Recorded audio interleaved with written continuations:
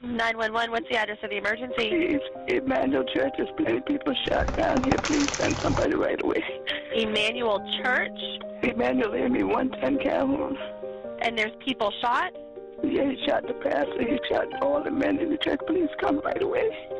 Okay, my partner's going to be getting some help on the way while I get a little bit more information from you, okay? Arrested Dylann Roof. After he was spotted by a driver.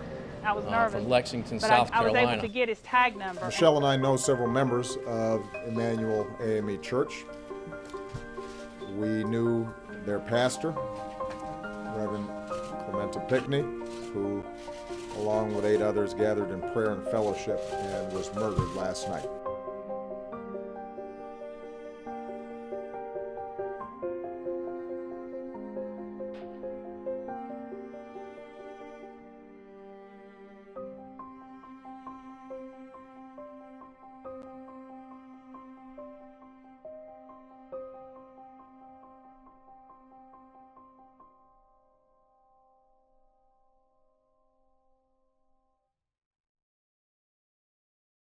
On June 17th, 2015, 12 churchgoers gathered at the Emanuel AME Church in Charleston, South Carolina, for a Bible study as they did every Wednesday. However, on the day in question, a face not too familiar with the group would turn up to participate. Although all members of the congregation were African American, a white man turned up wanting to join in. Slightly out of the ordinary, but thinking nothing of it, they assumed he attended the local college, so all 12 accepted him as one of their own, taking him in to spread the word of the Lord. What they sadly didn't know, though, was that the man in question was a wolf in sheep's clothing, and was there for one objective: to kill. With a warped ideology after delving into the depths of the internet, Dylann Roof used the trust of the church to his advantage, and at the moment of prayer, opened fire on all. 9 were murdered in cold blood. Come with me as we take a deep dive into one of the darkest days in recent American history, the Charleston church shooting, and take a look at how, although not connected to any specific organizations, one can become filled with so much hate at the click of a button and the stroke of a keyboard.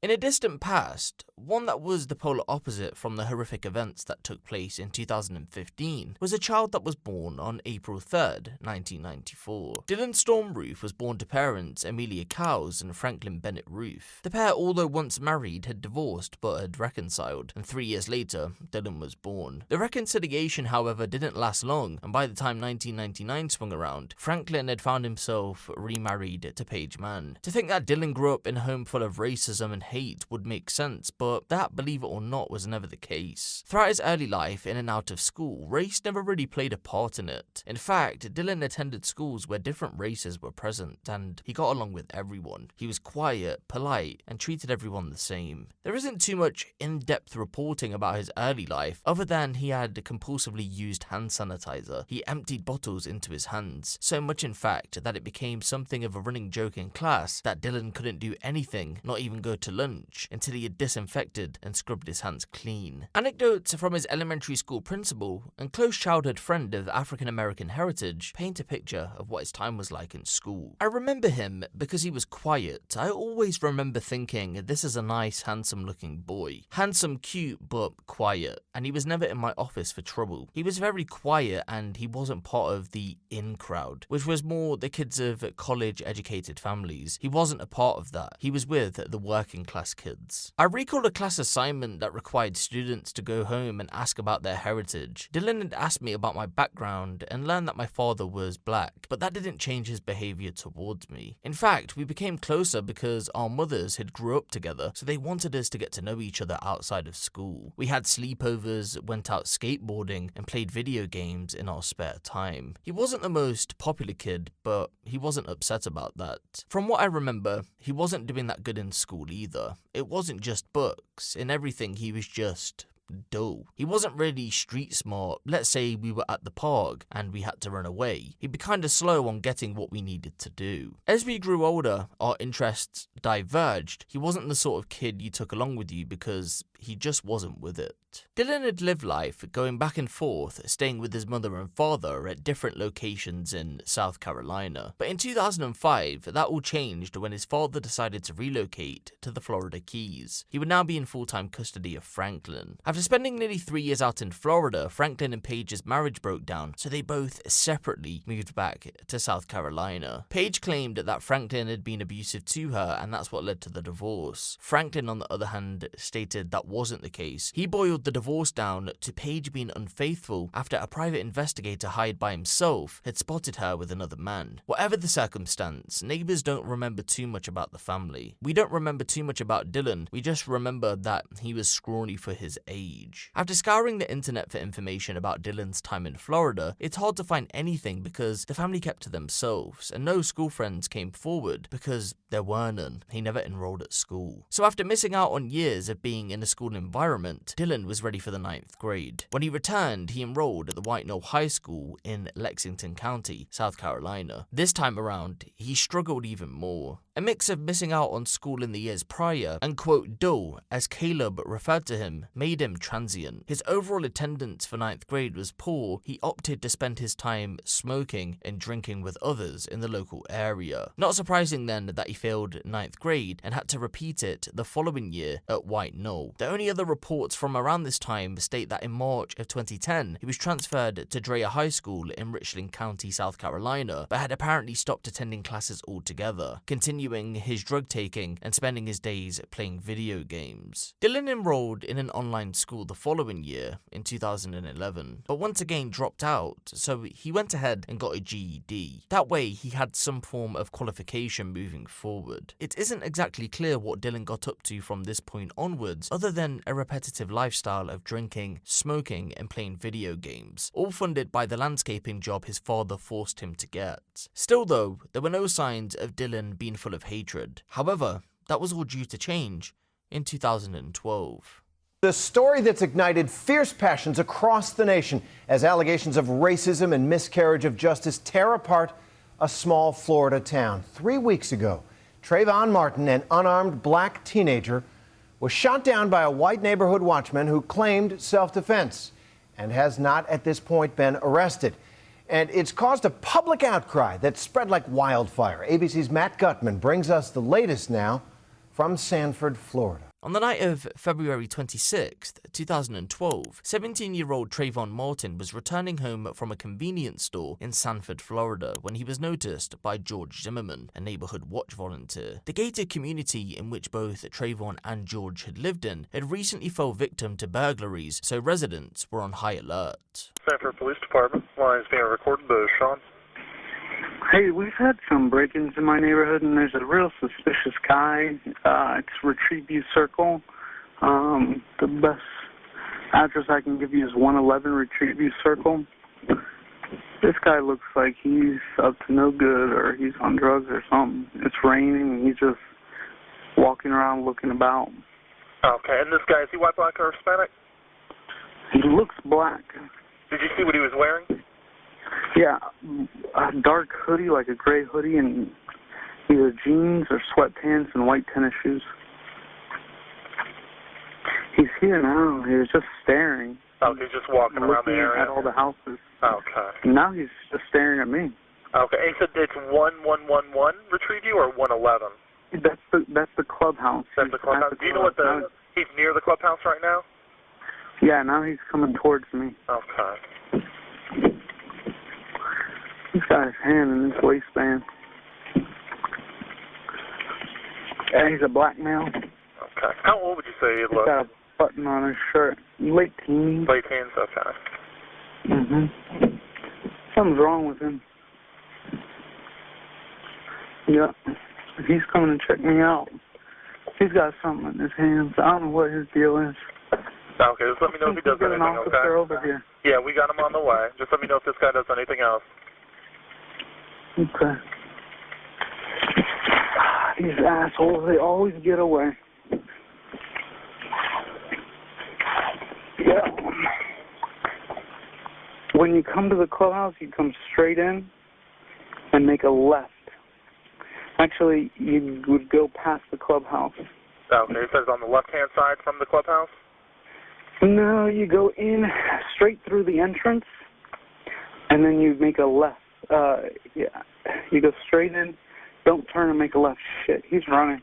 He's running? Which way is he running? Down towards the the entrance of the neighborhood. Okay. Which entrance is that he's heading towards? The back entrance. Are you following him? Yeah. Okay, we don't need you to do that. Okay.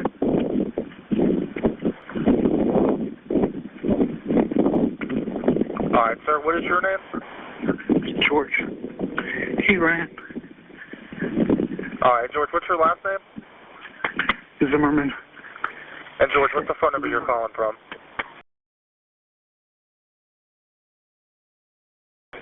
All right, George. We do have them on the way. Do you want to meet with the officer when they get out there?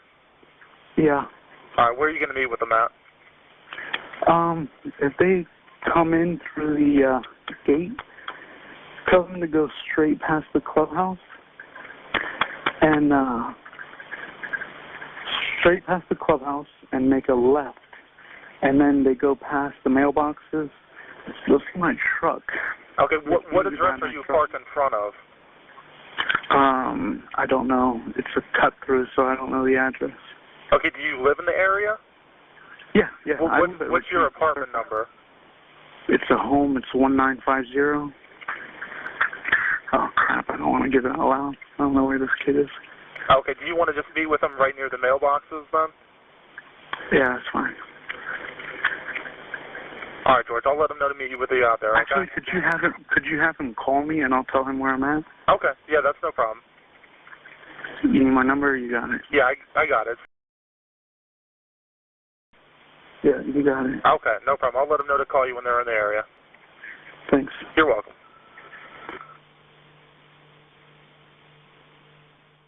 After that call had ended, a violent encounter took place between the pair which resulted in George shooting Trayvon. He was sadly pronounced dead at the scene. 17-year-old Trayvon was unarmed. George was taken in for questioning and pleaded his case of self-defense. He was let go 5 hours later. The police claimed there was no evidence to refute George's claim of having acted in self-defense under Florida's Stand Your Ground statute. On April 11th, 2012 though, he was charged with second-degree murder, and in July of 2013, a not guilty verdict was given. After the death of Trayvon Martin, the news spread like wildfire throughout the nation. Dylann Roof caught wind of the case and decided that he'd research what all the talk was about. He read through various articles breaking down the known details at that point, but couldn't see what the vast majority of the public was seeing. George Zimmerman was in the right. He did nothing wrong. After seeing a countrywide outcry that another African American had fell victim to what many believed was a targeted attack because of Trayvon's race, Dylann felt the complete opposite and felt like the case didn't need as much attention as it was getting. As he was researching the Trayvon Martin case, Dylann later told FBI investigators that for reasons unknown, he decided to search up, quote, black on white crime, and from that moment forward, he developed a warped, misinformed, and hateful mindset. Down the rabbit hole he went. For the next 3 years, Dylann would delve deeper into a white supremacist ideology, one that in his own words he didn't express with family or friends because they wouldn't agree with his viewpoints. A dark secret then that he could only share with like-minded individuals. After using the Council of Conservative Christians website to view the black on white crime statistics that academics say are actually false and don't give full context, Dylann found himself on much more extremist sites such as the Daily Stormer. As of August 2017, the Daily Stormer website was removed from the internet for good, so it's hard to pinpoint how active Dylann was on the website, but the FBI say he was a frequent user. Posting as Aryan Blood 1488, a clear reference to his new ideology, Dylann posted and commented on a variety of topics, all while living in a neighborhood with a large African American population. Hate Watch, based at the Southern Poverty Law Center, were the ones to stumble across Dylann's online posting, or they were at least the first to make it public. In his eventual manifesto that made its way online via a website he created, they wanted to verify its authenticity, so they ran the document through Grammarly, a piece of software with plagiarism detection capabilities. Despite the fact that only 2% of the document was identified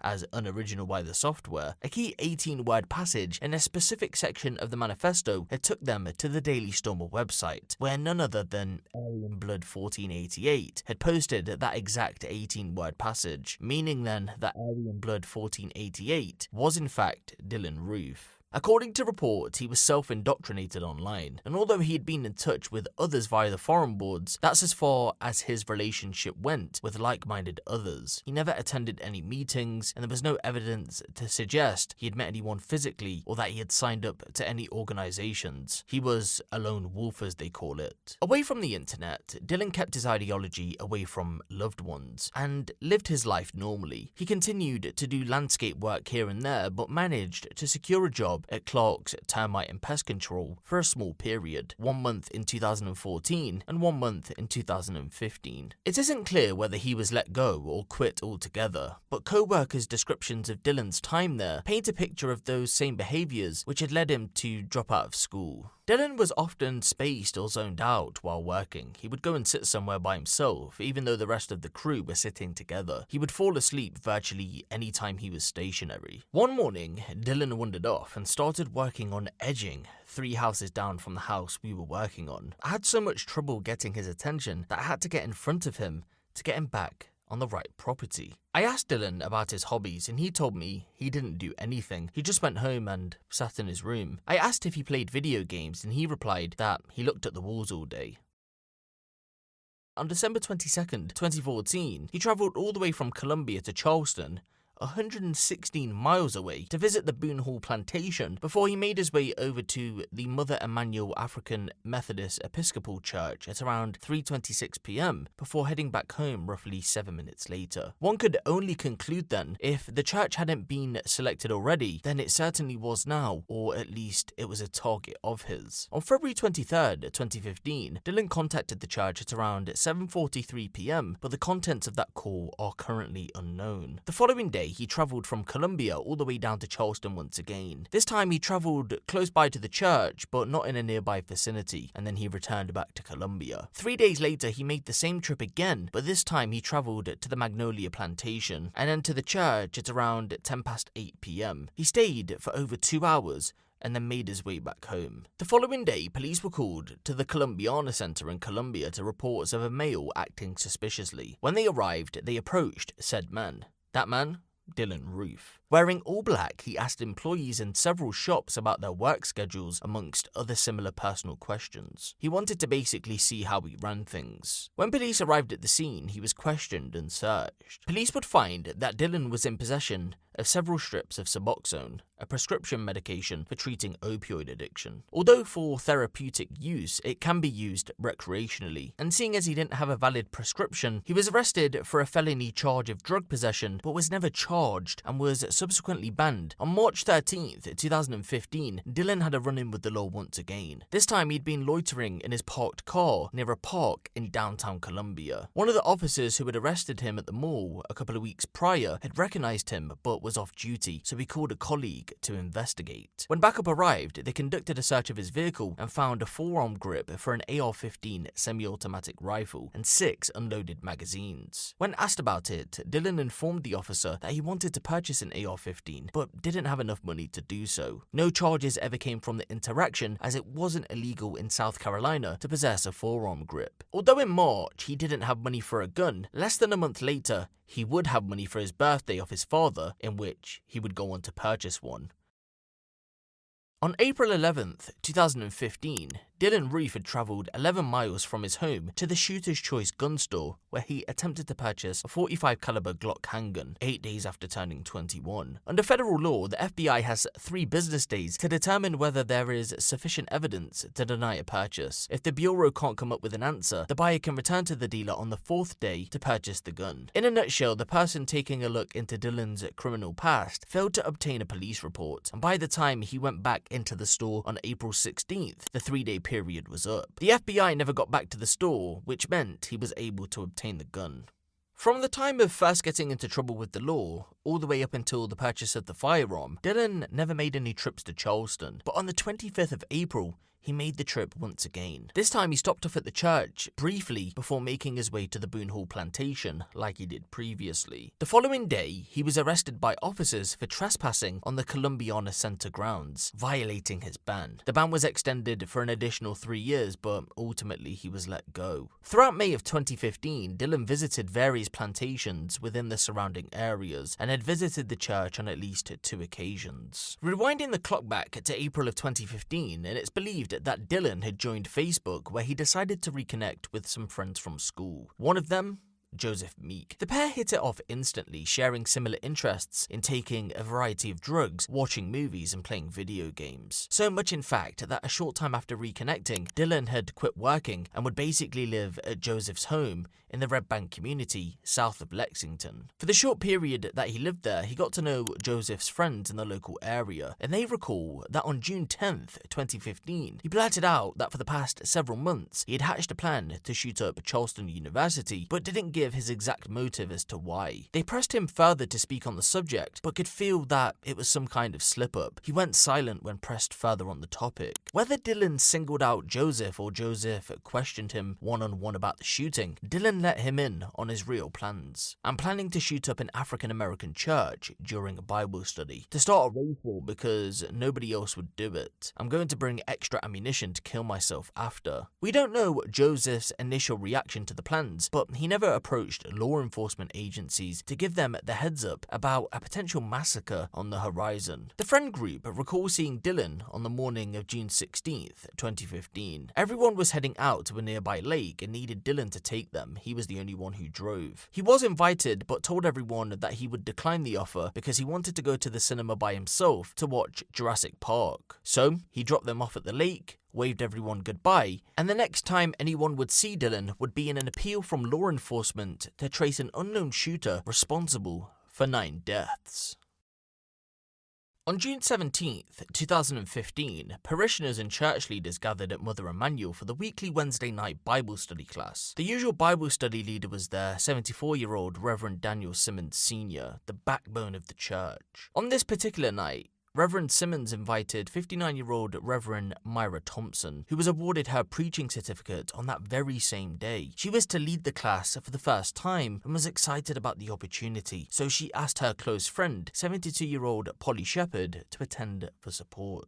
49-year-old Reverend DePayne Middleton Doctor, who was there for the study, had also received her preaching certificate earlier on that same day, just like Myra Thompson. Mother Emanuel's lead pastor, and at the time state senator, Reverend Clementa Pinckney, was also in attendance. His wife, Jennifer Pinckney, and their 6-year-old daughter were also present, but waited for Reverend Pinckney in his study, adjacent to the fellowship hall. 70-year-old Ethel Lance, the church sexton, also joined the Bible study that night. She was devoted to keeping the church clean and worked from early morning until late night, sometimes accompanied by her special needs son. On this night, though, he wasn't in attendance. 58-year-old Felicia Sanders attended the study with her son, 26-year-old Ty Wanzer. The two were close, as was her 11-year-old granddaughter. She wasn't Ty Wanzer's daughter, but relatives say he acted as a father figure towards her. Cynthia Hurd, a hard-working librarian who wasn't initially invited to the study, was urged to stay by Felicia that night, and so she did. You see, some of the most important figures within the church community were in attendance on June 17th, but one member that stands out would be Reverend Sharonda Coleman Singleton, who was the most sought-after minister in the whole of Charleston. Last but not least was 87-year-old Susie Jackson, the oldest in attendance, the matriarch of the Jacksons, the church's largest family. When all finally had arrived, the Bible study began, but at around 8:16 p.m., an unfamiliar face had pulled up, looking to participate in the study.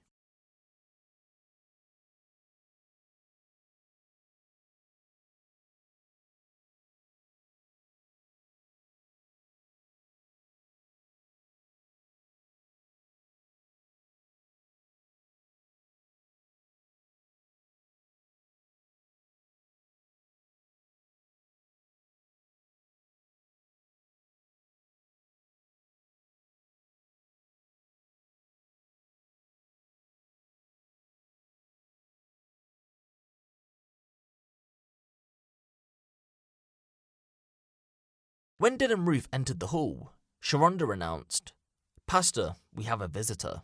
Although everyone present was African American, they welcomed Dylann with open arms, someone new to learn about the Word of God. Reverend Pinckney didn't want Dylann to feel isolated, so he offered him a chair next to him, and the study continued. Dylann was said to have been stuck in with the study, offering his own meaning of certain scriptures, and had even shared a laugh when DePayne shared a story about returning library books. He's captured here on Snapchat participating. After 45 minutes, everyone who engaged in the study rose to their feet and shut their eyes for closing prayer. As they did so, Dylann pulled out a gun and shot Clementa Pinckney several times. Instantly, everyone dove for cover under tables. Felicia Sanders described that moment like a machine gun going off. When the shooting came to a brief stop, Daniel Simmons Sr. stood up and said, "Let me check on my pastor. I need to check on my pastor." In response, Dylann shot him 6 times. Not wanting anyone to stand up to do the same, he began pacing around the church, shooting at the parishioners under the tables, and repeatedly reloaded his gun. Felicia's granddaughter was in an extreme distressed state, and at the age of 6 years old was confused. "Granny, I'm so scared. Just play dead." The pair played dead in the church, soaked in blood. Felicia held her granddaughter's face that tight, she thought she was suffocating her. Dylann Roof's attention quickly turned to Polly Shepherd, who saw his boots from under the table as he walked towards her. She'd been praying out loud. "Shut up.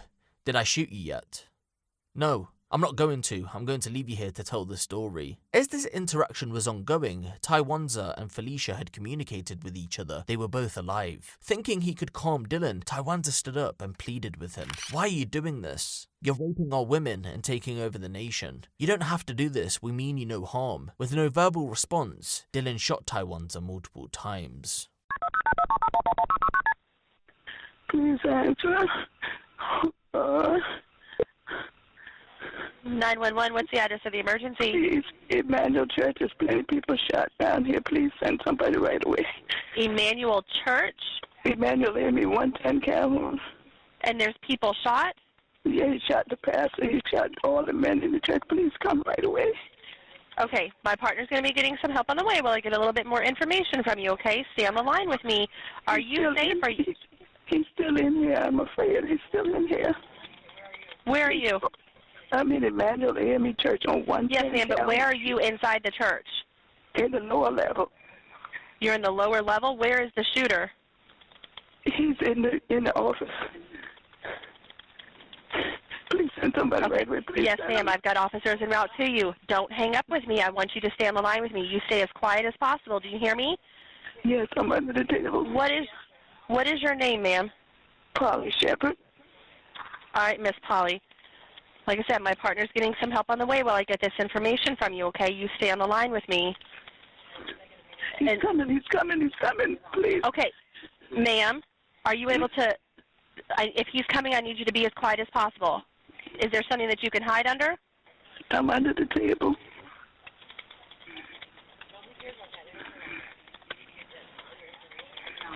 Did you see him at all? Yes, he's a young 21-year-old white dude. Okay. Please, we got some people very hurt, please. Yes, ma'am. And you said that, were you able to see the gun? Do you know what kind of gun it was? No, I don't know. I don't know anything about guns. Okay, that's okay. And where are the weapons now? He's got it in his hand. He's reloading. He's reloading? Okay, I need you to bear with me, okay? How many shots has he fired? I don't know. There's so many. 3 different rounds of all kind of... God, please help me. Okay. Please help us, Lord. Help us, Lord, please. Help us, Lord, please. Jesus, help us. Do you know what his name is? No. He didn't say. Okay. Do you know what color shirt he had on? Gray. Do you know what color pants he had on? Timberland boots? Jeans. Mm-hmm. But you don't know what his name? No. Okay.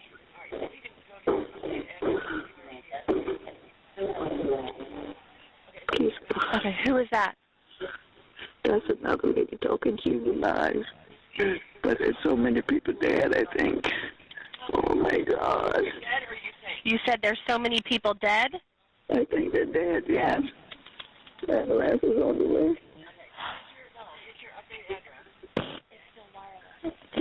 Okay, and I just want to make sure you're at the Emanuel AME Church, 110 Calhoun Street. AME 110 Calhoun.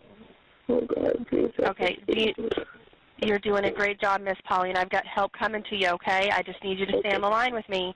Is there a vehicle that he might leave in that you know? I don't have any idea. The back door. Okay. What door did he come in? He came in the back door at the office for back side of the church. How many people are in the building? I don't have an idea, Mrs. About 10 of us. Okay. Are you all in the same area? Are there people upstairs? No, we're in the same area. You're all downstairs? Yes, please. Help us, please. Okay. Is there... Yes, ma'am, Miss Polly. I've got help coming to you as fast as they can. Is there a door that leads downstairs? Oh, there's 2 doors. They're open. They're both open. Are you able to shut and lock those doors safely? I can't move now. He's here. Okay. If you don't feel like you can move, then I don't want you to move, okay? Please, please.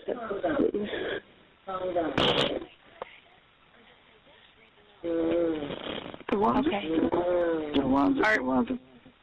Miss Polly, are you or anyone else in immediate danger? He's still in here, man. Okay. Are you able to get yourself to safety? No, I'm still under the table.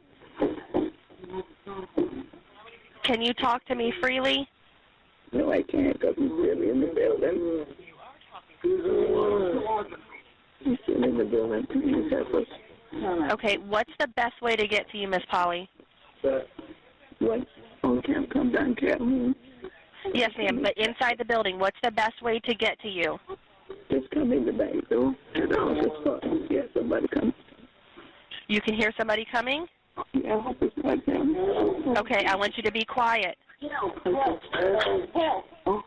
Where is it? I don't know. He ran out that door, I think. Oh, there's his. What's going on, Miss Polly?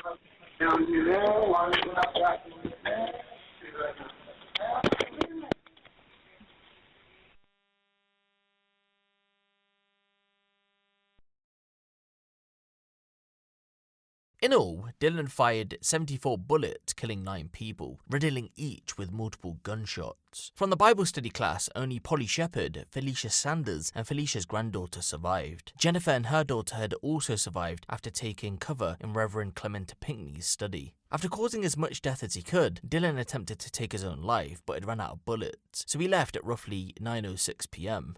and fled the scene.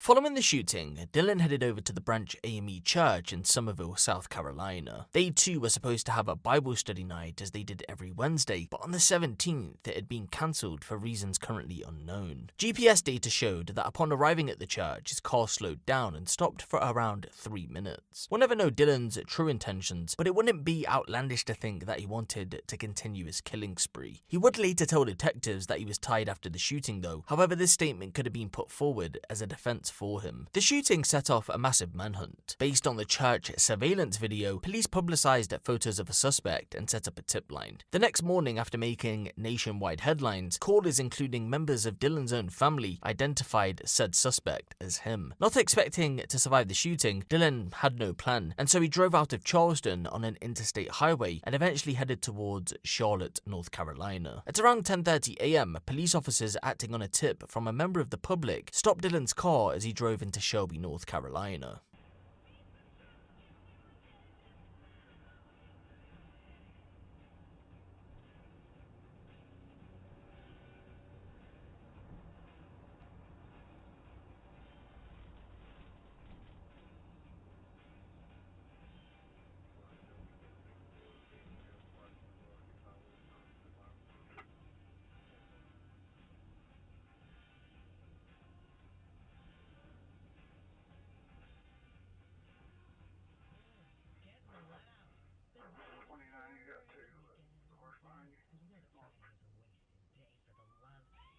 tomorrow night, Cowboy Mouth is going to be playing at Friday at the Funnel. I'm so excited about that. I'm going to head over to Science on the Rocks first and check out their big guitar exhibit at the Discovery Place. I got tickets for that you can win with Workforce Trivia at 12:30. Maybe we'll see each other there. 40 minutes of commercial-free classic rocking coming up next on the Fly. Now is the time to buy at McKinney Chevrolet Buick. No one's going to make you a better deal. You can get a brand new 2015 Buick Enclave and save up to $6,000. $2,500 on the Buick Encore on selected models. Go see Matt and Cliff. They'll show you. McKinney Chevrolet Buick will save you thousands. See dealer for details. Check it out right now, McKinneyChevrolet.com. It's McKinney Buick, the area's lowest price Buick dealer, just off I-85, exit 22. Easy to find, easy to buy from.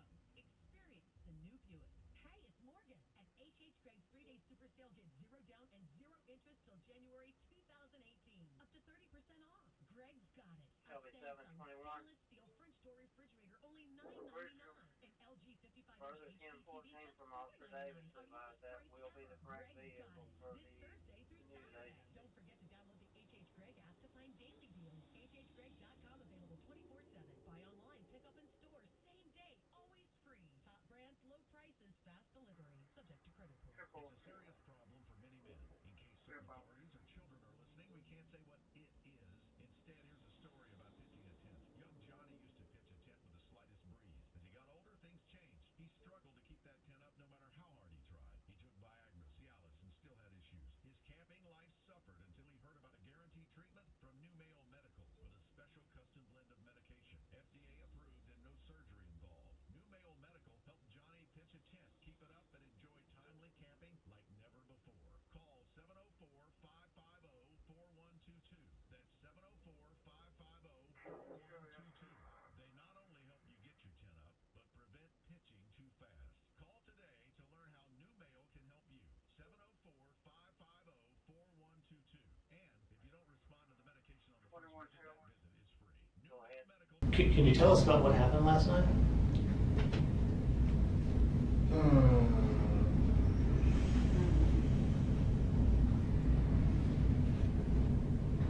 Whoa. Yeah, I mean,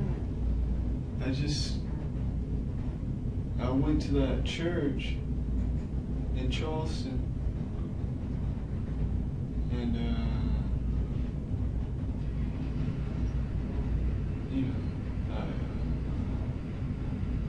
I did it.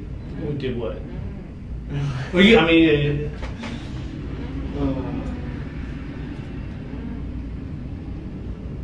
I know it's tough sometimes to say. It's not that I don't want to say it because I don't want to make myself seem guilty. I just don't really like saying it. But I know sometimes we have to face those things, the realities. We don't want to put any words in your mouth. That's why. Right. That's why Agent Stansbury just was asking you what it exactly is that you did do. Well, I did. I killed him. Well, I guess. I mean, I don't really know. Well, I mean, I don't know how many people or anything like that. So did you shoot him? Yes. What kind of gun did you use? A Glock 45. Okay. Was that your gun or? Yes, I bought it from the gun store. Well, which gun store did you buy that from? Shooter's Choice. Shoot in West Columbia, Shooter's Choice? Well, it's in Columbia. I'm not sure what. West. Yeah. They got the indoor gun range there? Yes, but I've never used it, but yes, they have one, I think. Okay, so it's a How long ago did you purchase that, the weapon?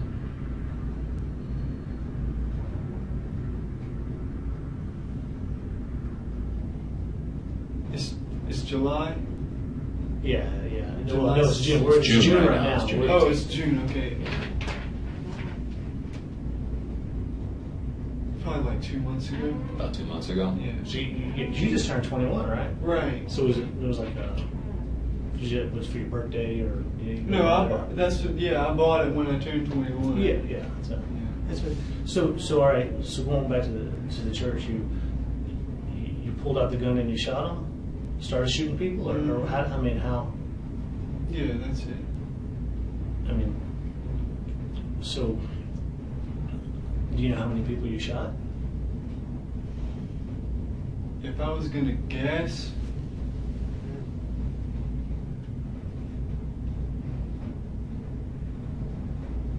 five, maybe. I'm really not sure exactly. Well, 4, 5. I'm not sure. did you say anything to them before or after or during? No, I didn't say anything to them before anything. Before? What about after?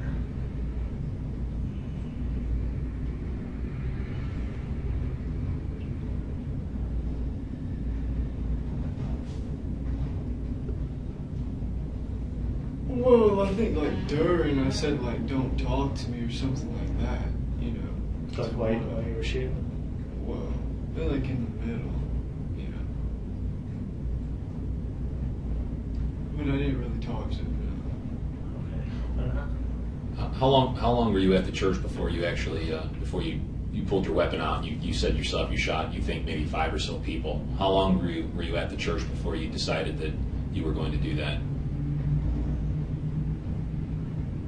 Well, I just went in the church, you know, and then I sat down with them for like maybe 15 minutes. 15 minutes? Could have been 20, it could have been 10, but I think it was probably around 15. Were they having a meeting or something? Or? No, this was a Bible study class.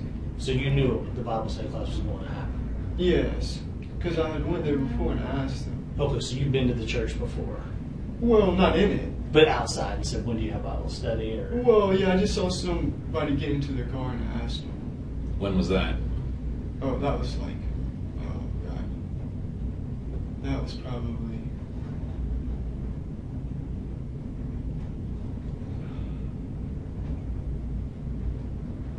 I don't know. You don't know? I don't know. Well, right before, or when you pulled out your gun and started to shoot, or right before, did you remember what you said, or if you said anything to the people when you pulled? Because I mean, oh no, I didn't. If you suddenly pulled out a gun and I was like, right, that's what I did. I didn't say anything to them before I pulled it out. Did they? Not even one word. I didn't say anything to them. Did they see or anybody react to you as you pulled the gun out, or were you already shooting before they knew what was happening?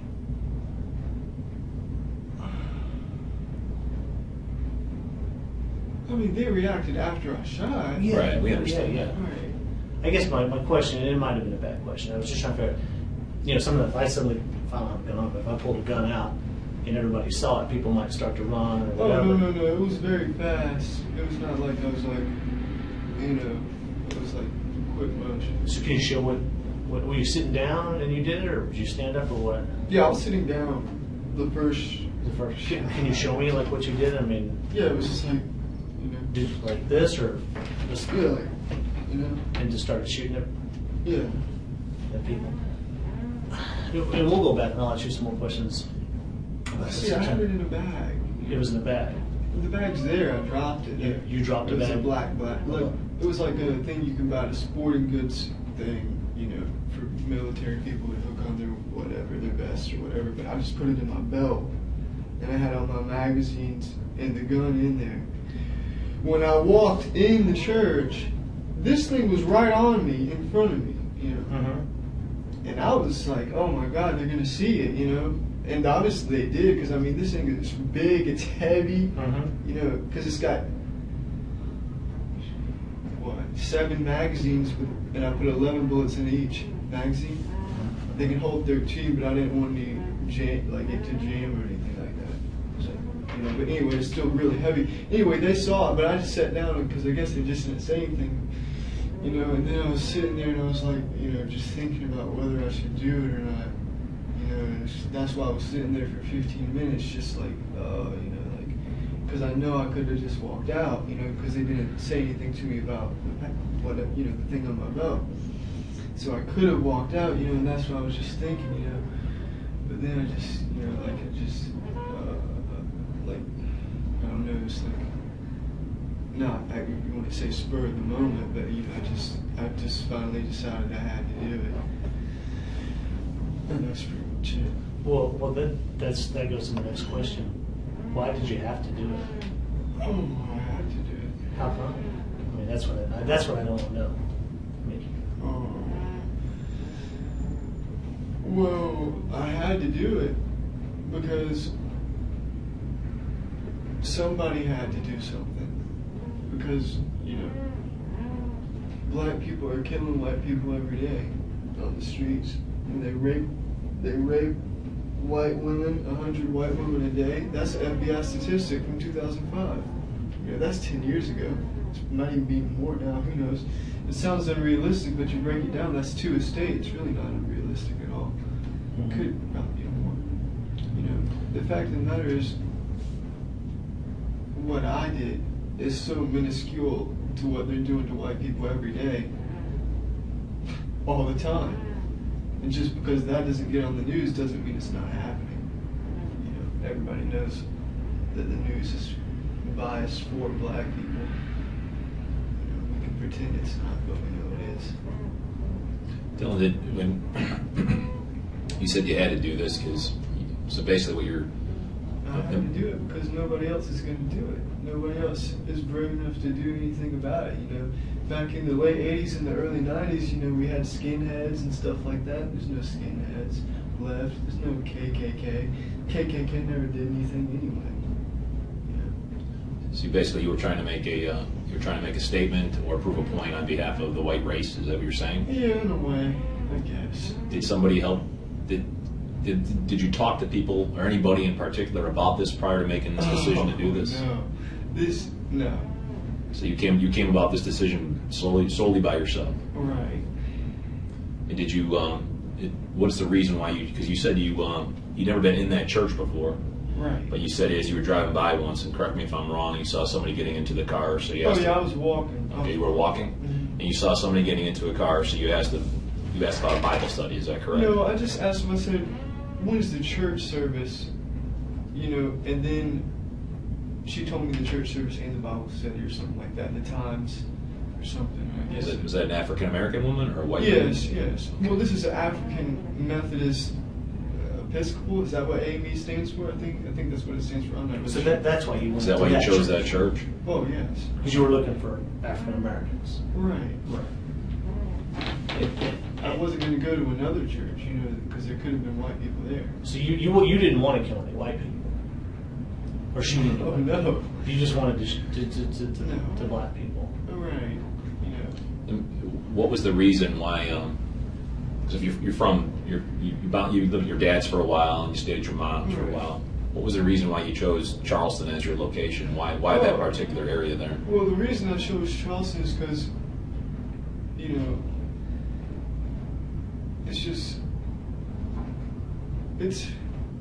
I like Charleston. Mm-hmm. You know, it's really nice down there. And, it's a historic city, you know. You know, at one time, I think it had the highest ratio of black people to white people in the whole country. You know, when we had slavery, but you know, and then the other reason is just because that AME church was historic too. You know, it was an historic AME church. I mean, I guess that's pretty much the reason. Well, how did you find out about that AME church in Charleston? Did you research it? Yeah, I just looked up black churches on the internet. Yeah. Where'd you do that at? There's a website called SCI Way, like SCIway.net.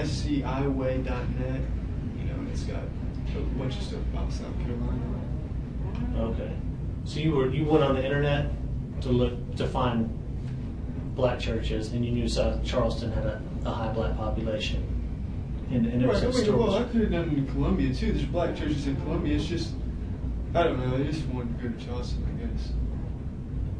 I don't really know. But that church, the fact that church was a historical church, it's been around a long time. Right. That was good. I mean, I guess what I'm asking is, were you trying to make sure you were sending a message out? You wanted to send a message. Right. You wanted people to know, hey, yeah, I got to stop this, or what? You know, right? That was your message. Right. You know, and that one's right by downtown, right by King Street. You know. So. When you first walked in and they were having a Bible study, did anybody even acknowledge you or say anything or say, you know? Yeah, they did. They gave me a sheet. So they welcomed you. These people did. Right, but I mean, I didn't. Like I said, I didn't say anything to them. They just handed me the sheet, pretty much. You know, there wasn't that many people there. I think there was only like 8 people there. So when you walked in, there were 8 people. Was it in the main sanctuary? Was it in what do you recall when you walked in? There were 8 people. Where were they all positioned? Were they just around like tables? Around tables? Yeah, it wasn't in the sanctuary. Okay, so it was around tables. And yeah. Where did you position yourself? Were you in front of them? In the midst of them? Were you in back of them? To the side of them? Do you recall?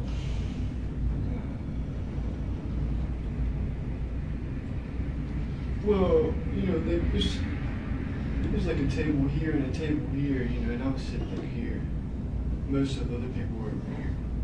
Can you draw that out for me? Would you mind doing that? Just. I can if you want. Yeah, just so I have a better understanding. Just like when you walked in, just show me like where the tables were and. The door's right here. Okay. And there's a table here, you know, and then like another little table here. If you can do like little circles to indicate where the people were, to the best of your recollection.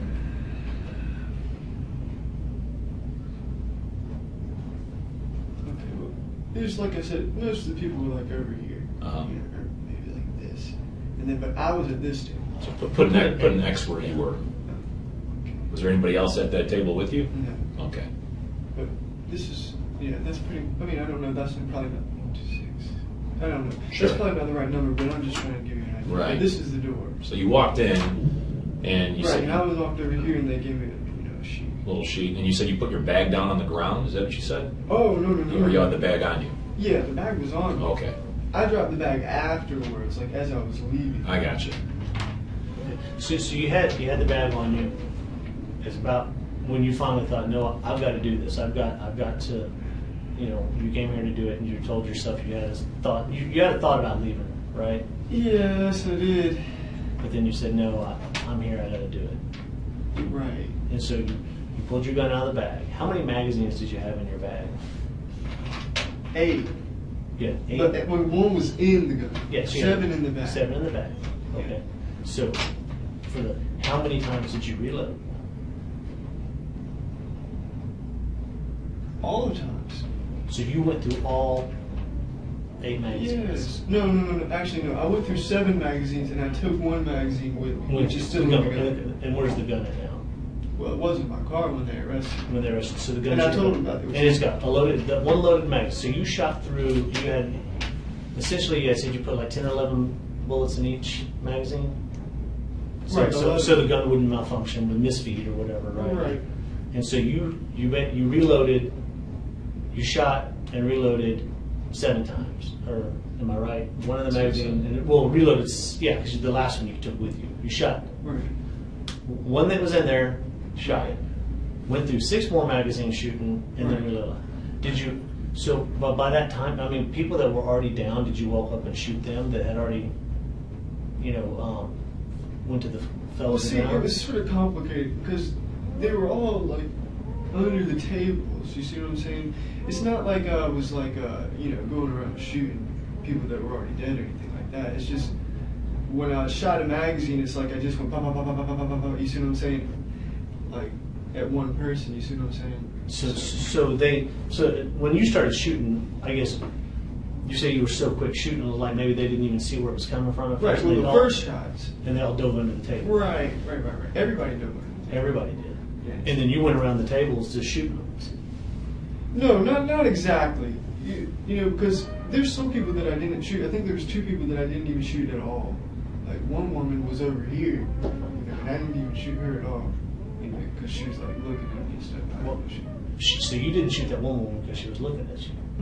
But I understand, it's hard. It's hard to shoot somebody when they're looking at you, right? I mean, it is. It's hard to shoot somebody anyway. Right.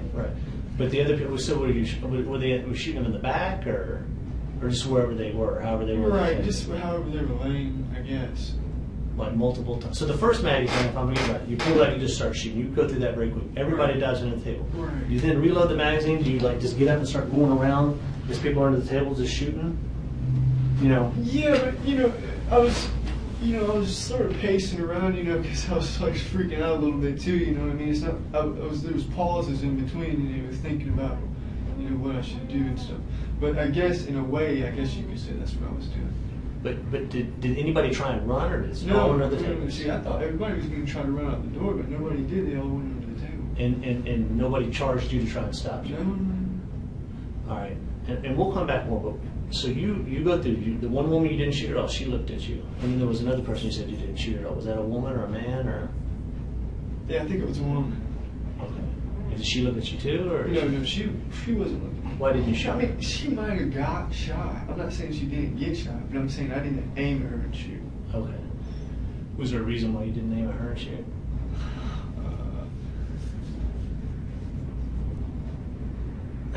No, I can't really say a reason. Okay, so after you shoot, do you leave all your magazines laying on the ground? Yes. Except for you put a fresh one in, so your 8th magazine you load. Right. So you leave the bag there, you've got the gun. What do you do next? Well, then I leave. Right. Well, I mean, but you go out the door and The same door I came. Okay, and where did you go to? I mean, where's your car? I went to my car. And where had you parked at? Right by the door. Just out on the street, or is there a No, parking lot? literally right by the store. So in a parking space. So this is a street parking right out here. No. They've got a gate, you see, and then they've got parking space. So you went into the gate and parked. Yes. And then got out, parked by the door, walked in, walked out. Would you mind initialing this and write the word door right there? Initialing this? Well, this so it's yours, so later you can say, yeah, that's me. I mean, just write the word door right there. You could write initial like right above where you were I don't know if I said initial. That's fine. That's okay. You don't have to. That's fine. But anyway, so you go and you get your car, and you get and leave. So where do you go? Well, to be honest, I was in absolute awe that there was nobody out there after I had shot that many bullets. I was like, oh my God, what are these cops doing? They're not even really doing their job. If you hear how many shots, I don't know how many shots that was. You know, what is it? 7 times 11, 77. You know, there's not even a cop outside. You know, so obviously when I walked out that door, you know, I peeked out the door because I thought there was going to be somebody there ready to shoot me. You know what I'm saying? So you know, that's really why I had the last magazine. Is not to shoot cops, it's so I could shoot myself. You see what I'm saying? When I saw a cop. So you had it. So if the law enforcement would have showed up, you were going to go ahead and just. Yeah, I wasn't going to ever shoot at a cop. I was going to shoot myself. But anyway, like I said, there was no cop, so I just got in my car and then I just drove out of Charleston, you know, onto the interstate. To 26. Like the interstate going back to Columbia. They would think it was in that direction, but I didn't go back to Columbia. Where'd you go to? Charlotte. So you drove up 26 to. Did you drive up the interstate the whole way to Charlotte? No. Or you take it back to? I was taking all kinds of roads. I don't know. What was the reason you chose to drive to Charlotte? Well, I just didn't want to go back to Columbia, and I just, like I said, you know, I was still in all that I even was driving at all. I even got away. Sure, You know what I'm saying? sure. So I just picked a place. So you didn't expect to survive. Oh no. So okay, so we'll go back to where you were, because I had some more questions getting to that point. Are these the clothes you were wearing last night, or did you change? Yes. So No, I haven't changed. So those were the Timberland boots and the black pants. Did you have a jacket or a hoodie on or something? Yeah. No, I had a long sleeve shirt on. Oh, Over this. Over there. Where's that at now? It's in your car. Okay, so these are the clothes you wore. And essentially, we'll come back to where you went. On June 19th, 2015, Dylann Roof was charged with 9 counts of murder and 1 count of possession of a firearm during the commission of a violent crime. He appeared in Charleston County Court by video conference at a bond hearing later on that day. Dylann was both charged by the state and federally. The state charges against him are ones that I've already stated, but moving forward, there would be 3 new charges of attempted murder. Those charges were handed down for the 3 people that had survived the shooting. shooting. Although there were 5 in total, 2 of them, as you remember, were in Clementa Pinckney's study. The district attorney Scarlett Wilson would seek out the death penalty because more than 2 people were killed in the shooting and other lives were at risk. Dylann also faced 33 federal charges, 9 counts of using a firearm to commit murder, and 24 civil rights violations. 18 of the charges carried a federal death penalty. Initially, Dylann pleaded not guilty to all the charges that were brought against him in reference to the federal charges at the behest of his lawyer. He wanted to plead guilty, but his lawyer told him not to because at that point they didn't know if they were trying to go with the death penalty. To sum up, Dylann would be found guilty on all charges brought against him at a federal level. In the sentencing hearing, he showed no remorse for his actions and had in fact doubled down on his standpoint, telling everyone in the courtroom that he had to go through with his plans. He was sentenced to death. To avoid a death sentence in the stage trial, a plea deal was made. If he pleaded guilty to all the charges that were brought against him, he would avoid the death penalty, but would be sentenced to 9 consecutive life sentences. The district attorney explained to the victims' families that although the death penalty was off the table, if somehow he was able to survive death row, the 9 life sentences meant he would die in jail. Since his sentencing, Dylann Roof has attempted to file for a retrial and has attempted to appeal his death sentence. All have been denied. The latest appeal came only last month from when I'm recording this video, in October of 2022. Earlier on in the year, in March, his attorneys announced that they had asked the Supreme Court to resolve a dispute between them and their client, Dylann Roof, over a mental illness defense. You see, Dylann fired his attorneys to prevent them from portraying him as having mental health issues. The attorneys argued that they should have been allowed to remain on the case. It was announced in October, though, that the Supreme Court had refused to comment on the case, thus denying the appeal. But it wasn't just Dylann sentenced for his role in the case. Remember Joseph Meek, the man who knew about Dylann's plan to shoot up the church? Well, he was sentenced for his role in the case too. After Dylann's face had been plastered over the news, the friend group instantly knew it was Dylann. He had gone through with his plan, although everyone bar Joseph knew the true intention of the attack. When a friend came forward and told Joseph he wanted to tell police the gunman's identity to help law enforcement, Joseph told him not to and caught a charge on that basis. He wasn't charged for failing to tell police about the impending attack, since that's not a crime under federal law. Instead, he was prosecuted for stopping said friend from calling the police to report Dylann as a suspect. He was facing 8 years in prison, but after striking a plea deal, Joseph was sentenced to 27 months after admitting that Dylann did in fact tell him of his plans on that drunken night in June. So where does that leave us today? Well, Dylann Roof is spending life on death row. He claims that he's been the target of verbal abuse by prison personnel and feels like he's being targeted due to the crimes he's committed. In 2020, he was in headlines with these claims and went on a hunger strike. Although he admits that one day he'll be released from prison by a sympathetic president, it's good to know that he'll rot in jail for the rest of his life, or, better yet, will be put to death in the near future.